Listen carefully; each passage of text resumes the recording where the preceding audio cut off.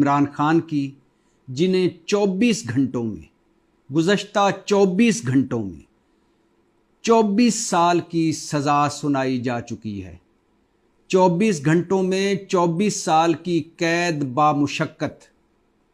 آج جج محمد بشیر نے توشہ خانہ کیس میں عمران خان کو اور بشرا بی بی کو 14 سال کی قید بامشقت کی سزا سنائی۔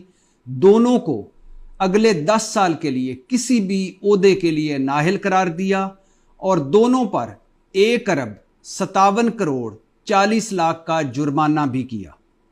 یاد رہے کہ جس الزام اور جس نیب کے قانون کے تحت یہ سزا سنائی گئی ہے، جو الزام ہے اور جو نیب کا قانون ہے، اس الزام اور اس نیب کے قانون کے تحت یہ میکسیمم سزا ہے۔